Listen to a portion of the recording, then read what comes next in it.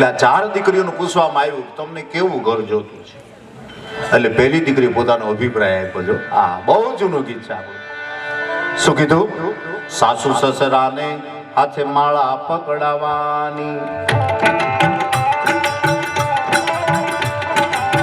નાની નણંદને આંખને ઈશારે નચાવાની, કંઠ મળે કયા ગરો મારું કયું માને,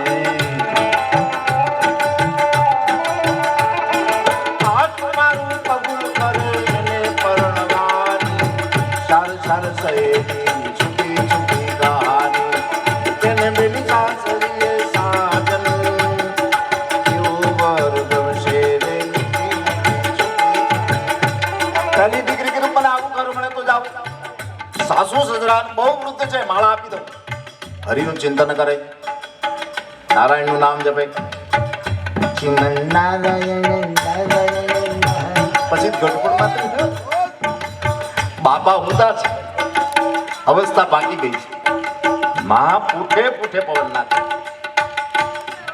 પૂઠે પૂઠે ઊભું થાવ તો ઘડીક ઊભું થાવ તમારે ઉભા થાવ ને વાહમ ભાઠા પડ્યા છે, પાવડે થોપડી દો. ઊભું થાવું છે, ઉભા થાવ ને ઘડી ઉભા થાવ ને ભાઠા પડ્યા છે ને તો પાવડર થોપો ને તો તમને સારું થઈ જાય. ઊભું થાવ.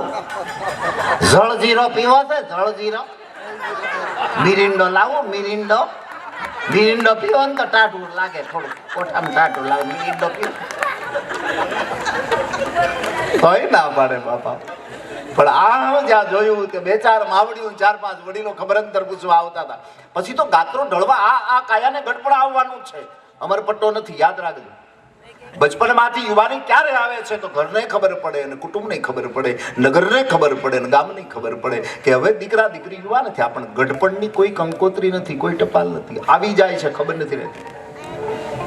અને આવવાનું ઈ પાકું છે. આમ જોયું, નેજવા માંડ્યા. પછી બાપાને હળુક લઈને કીધું કોક ખબર કાઢવા આવ્યો છે, પછી ઓળખીને હુઈ જાય છે ને ઊભા કરું તો મન ઘડીક બેઠો કહે. એટલે વળી બાપાને બેઠા કીધા. બાપા આમાં આમ જઈ દીધા અને પાછા હુઈ ગયા. આ સંવાદ આપણા જીવનમાં ઉતારવા દે. એક સ્વાદ ને બીજો સંવાદ. આપણે કેટલી પ્રકારના સ્વાદ લઈએ છીએ તમે જો. આમાં મીઠું નથી, આમાં આમ છે, આમાં તેમ છે. એવા પછી પેટ બોલ્યા થયા છે સ્વાદ લઈ લઈ. સ્વાદ વિના બગડે નહીં શરીર. વડીલોના એક હરખા શરીર. જેટલું બળદ હાલે 20 ગાવ 20 વીઘા હોય, 10 વીઘા હોય, 25 વીઘા હોય, જેટલું બળદ હાલે એટલું હાલવાનું. એક હરખા શરીર. હવે હાલવાનું મટી ગયું.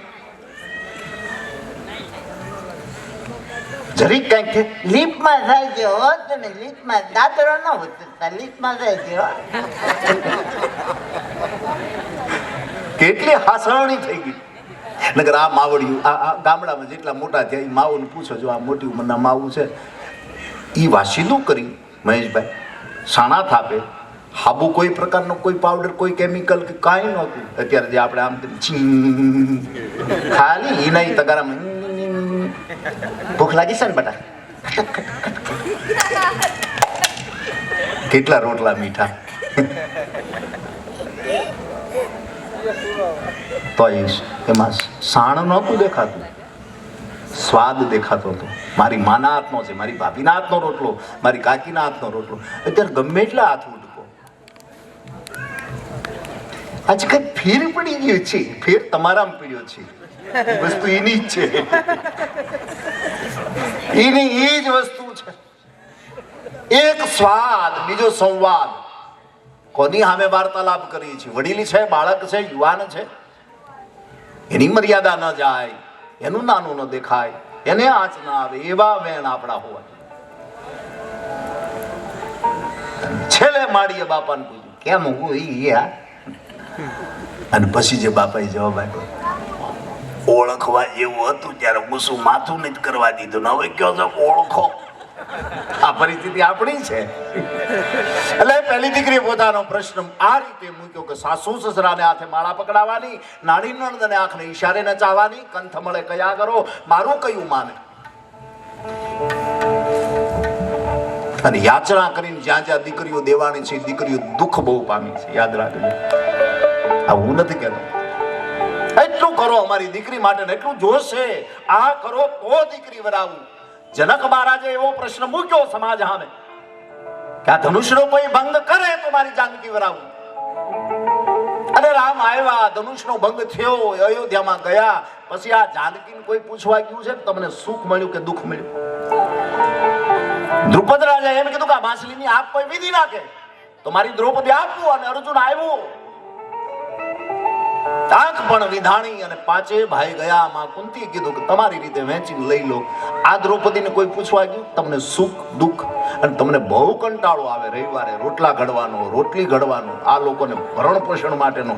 તેથી વીરપુરની માં વીરબાઈને યાદ કરવી. કેટલા રોટલા ઘડ્યા હશે ત્યારે ઠાકર એને ન્યાય આવ્યો હશે. કેટલા રોટલા ઘડ્યા હશે.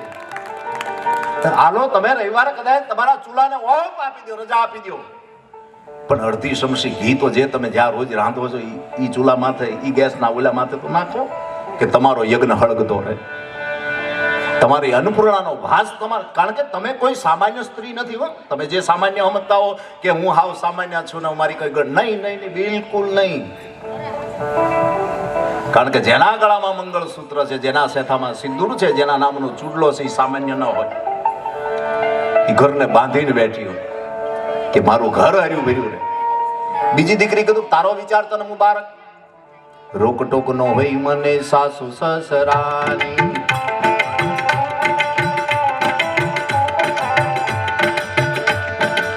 ફેશનની મોજ મજા બધી માણવાની, ગામ લોકો જુએ હું તો એમ ચાલવાની. આટલું મારું કબૂલ કરે એને પરણવાની, ચાર ચાર થયેલી છૂટી કહાની, એને બેલી સાસરીએ સાજન એવો વર ગમશે. મને આવવું હોય પહેલા તો રોકટોક ન હોવી જોઈએ. નકર ગામડામાં દીકરીને જોવા આવ્યા ને એટલે પછી બધી બહેનો એમ કીધું કે બેટા સારું ઘર છે, મૂર્તિ પણ સાથે જ છે, તારે કઈ કેવું હોય તો કે. એટલે દીકરી કીધું કે જો મારે કશું કહેવું નથી ને કઈ બોલવું પણ નથી, પણ મારો એક જ પ્રશ્ન છે.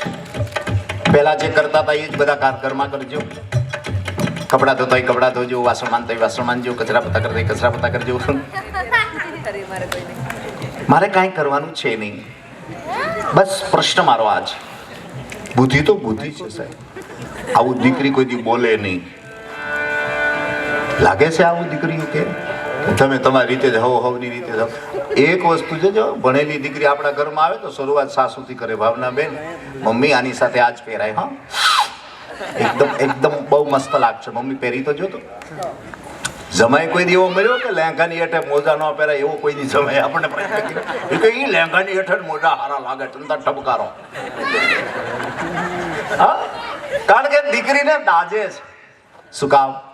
માના ખોળામાં રમીને મોટી થઈ અને સાસુના આશરે આવીને, અને ઈ સાસુ એવી હોય કે બેટા તારા જીવનમાં કોઈ દી આંસુ ન પડવા દઉં તો તારે માનવાનો કે હું તારી ઢાલ બની મૂકી છું. આ સાસુ 14 વર્ષના વનવાસમાં જ્યારે જાનકીને મળવા માં સુનૈના અને જનક આવે છે ને, ત્યારે કોઈ કીધું, આમ તો કૌશલ્યાજી કીધું કે તમારી માં પણ આવ્યા છે, એને મળી લ્યો ને. અને સીધા શું જવાબ આપ્યો છે સાહેબ કે ના, મારાથી ન મળાય. કારણ કે જે કુળમાંથી હું આવી છું ને જે કુળમાં મને મોકલી છે, પછી મારે ઈ માં સામે ન જવાય કે હું આઈની હારે હું જંગલમાં આવીશ 14 વર્ષ. ના, પડદે વાતો કરીશું, પણ મારી માં સામે તો જાવ જ નહીં. આ સુખ. એટલે ત્રીજી દીકરી કીધું તમને બેન મુબારક.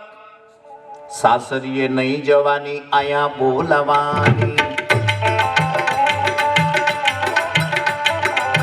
ઘર જમાઈ રાખીશ દેખ રેખ રાખવાની. ક્યાં ગયા આવું આવું લાવો જરા પાણી. આટલું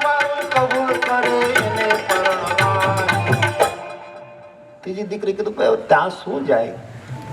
એ લોકો પેલા જીરું કરતા, ગામડે હતા ત્યારે. એ જીરામાંથી પછી લીરામાં આવ્યા, પછી હાચાનું કરતા આવે ખોટામાં ગયા. શું કરવાનું? હીરો હીરો છો. હા, પણ હીરા નો હોત તો આપણે શું હોત? તમે જો માની લો આ મોબાઈલ આ આપણી સાંભળીને પછી જ આવ્યા ને, આમાં વોટ્સઅપ ને ફેસબુક ને આ વોટ્સઅપ નો હોત તો આપણે શું કરતા હોત? પેલા શું કરતા? કવડા નાખોરા લઈને આટા મારે તો ત્યારે આ યુગમાં. ઓહો, આ નાખેશ્વર કોના દીકરા છે? મોટા મોટા નાખોરા. 40 વર્ષ પહેલા એક ગીત આવ્યું, સ્વર્ગીય મુકેશ સાહેબે ગાયેલું. પાની રે પાની તેરા રંગ कैसा, जिसमें मिला दो लगे उस जैसा. પાણી રે પાણી. 40 વર્ષમાં આપણને ખબર જ ન પડી પાણીનો રંગ કેવો હોય, પણ હની સિંગ આવ્યો ને પછી કહું બ્લુ હે પાણી પાણી પાણી. ખબર પડી કે પાણીનો કલર બ્લુ છે. અમુક વસ્તુ આપણને સમય સમજાતી જ નથી. પણ ખેર, 3 દીકરીઓ પોતાના પ્રશ્નો રજૂ કર્યા અને ચોથી દીકરી કીધું કે ના, એ તમારા મનના વિચારો છે. બહુ હારો છાંયો ગોત્યો હોય ને ઓછીતાનો તડકો આવે પણ હું એનો પડછાયો બનીને ઊભી રહું, આવું મારા મા બાપે મને શીખ્યું છે. હું એનો સાથ ન છોડું. પણ ચોથી દીકરી કીધું કે તમારા ત્રણેયના વિચારો મુબારક. મારા મા બાપે બહુ સારું ઘર જોયું અને છતાં હું ઓછીતાનો તડકો આવે.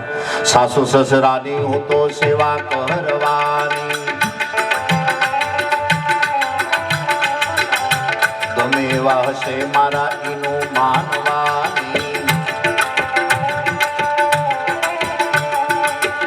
ઉઠતા બેસતા એટલું બોલવાની. આખણ ચૂડી ચાંદલો રાખજે ભવાની. 3 વસ્તુ આ દેશની દીકરી માગી લે છે. મારા સેથાનો સિંદૂર, મારો ચાંદલો, મારા હાથનું આ કંકણ. આ નંદવાઈની બસ. વિશેષ તારી આગળ મારે કઈ માગવું નથી.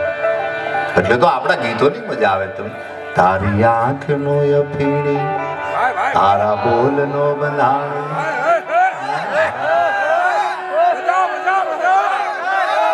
શું વાત છે?